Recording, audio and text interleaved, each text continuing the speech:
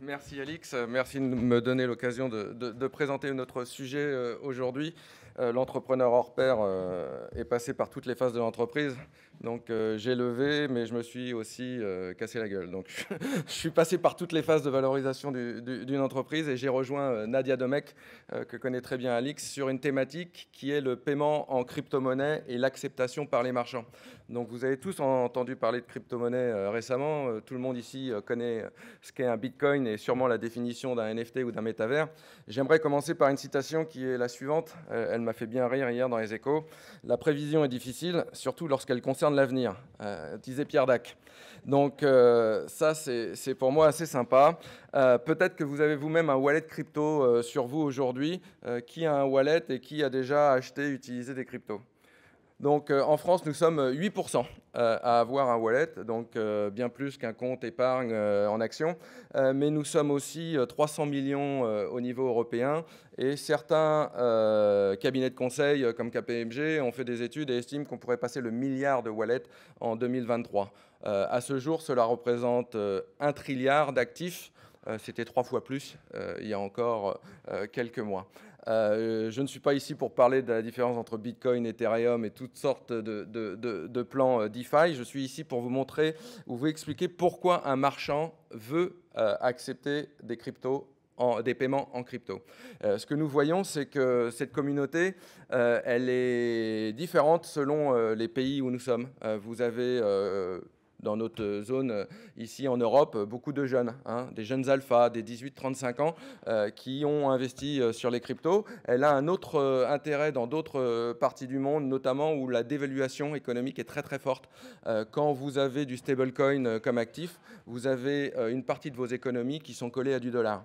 Et quand vous avez 100 euros d'économies qui n'en valent plus que 90 le mois d'après, ou plus que 80 le mois suivant, il est très important pour ces marchands de garder leurs économies.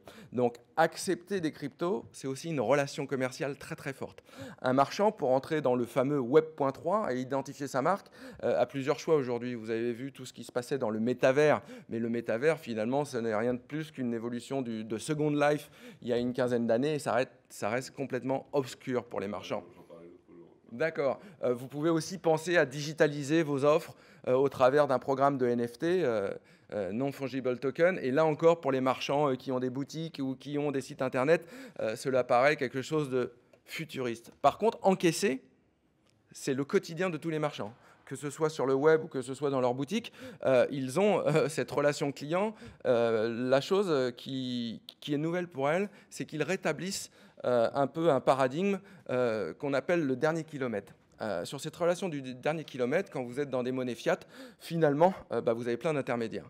Vous avez le TPE, vous avez la carte bancaire, vous avez la banque d'acquisition. En ligne, vous avez le PFC, le PSP, le prestataire de services de paiement, les PayPal et autres.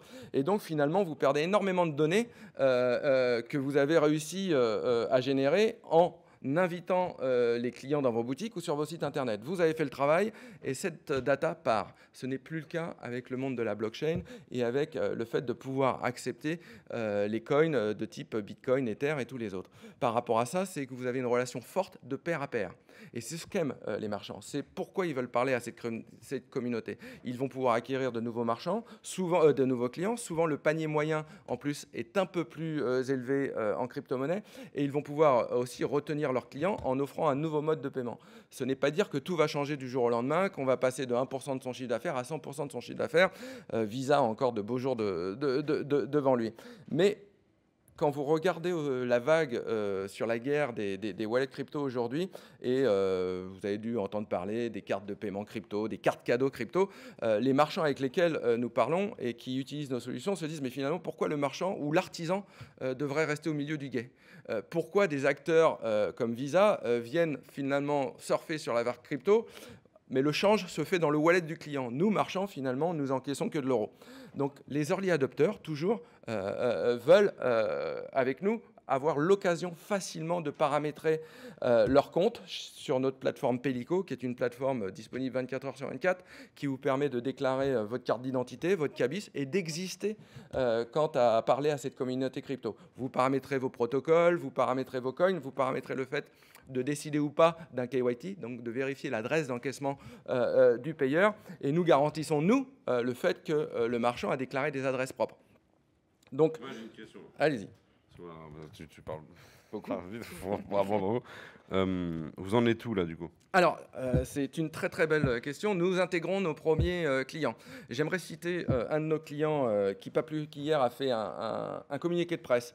Je le cite, c'était hier dans la presse. Dès 1986, lors de l'ouverture de mon premier salon de coiffure, j'offrais déjà un moyen de paiement innovant pour l'époque. La carte bancaire. On me traitait de fou. Cela ne marchera jamais. Je récidive et je vous invite le 28 juin prochain, de 15h à 20h, à venir au salon régler avec votre wallet crypto.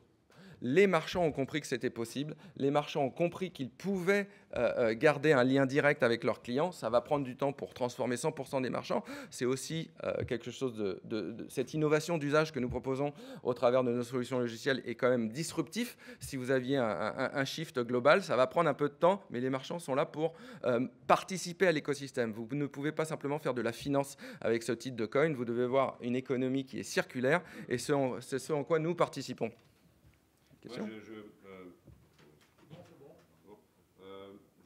je pense que Patricia Del Carmen a une question, je pense. Donc peut-être prends le micro. Patricia Del Carmen, alors moi je suis d'origine salvadorienne. Vous savez très bien que le Salvador est le premier pays au monde à avoir légalisé le Bitcoin comme monnaie nationale, au même titre que le dollar US, qui est la monnaie salvadorienne depuis le 1er janvier 2001. En même temps que l'euro arrivait en Europe, le dollar US était la monnaie salvadorienne. Or, aujourd'hui, effectivement, il y a une loi qui est passée en septembre dernier en obligeant les entreprises à accepter le paiement en Bitcoin. Est-ce que vous pensez quand même que, parce que c'est vrai qu'effectivement, il y a toute une économie parallèle, surtout dans les pays d'Amérique latine, et à ce moment-là, est-ce que vous pensez que le fait de payer en Bitcoin peut être aussi un créateur de valeur qui va aller contre cette économie parallèle ? Alors, très très bonne question et bonne réflexion. Monsieur Bukele, donc le président du Salvador, a parlé sur ce sujet hier. Pour ma part, je n'ai pas de point de vue sur ce que veut faire un gouvernement ou une banque centrale, mais je suis pour qu'un marchand ait la capacité d'accepter par contre, une monnaie nationale ou une monnaie stable. Que ce soit un Bitcoin qui, lui, est volatile, donc c'est le pari qu'a pris le Salvador ou la Centrafrique, ou bien d'autres pays d'Amérique du Sud qui vont aussi légiférer en ce sens, ou une monnaie étatique. Le fait d'avoir un coin et le fait d'avoir surtout la blockchain permet d'éliminer les intermédiaires et de réduire les frais transactionnels. Et l'acceptation au niveau des marchands ne se fera que s'ils ont le choix de paramétrer en ce sens. Si vous les obligez à ne passer que sur du Bitcoin, je pense que c'est oublier une partie de l'écosystème et c'est oublier aussi une partie de l'offre. Donc nous recherchons 1 million d'euros. Nous avons aujourd'hui 1 an d'existence. Nous sommes des vétérans du monde de l'entreprise. Nous avons vécu toute la genèse des .com pour les marchands ou comment s'ouvrir sur le monde par l'Internet. J'étais moi-même chez Netscape à l'époque. Nadia Domek, elle, était numéro 8 chez Ingenico.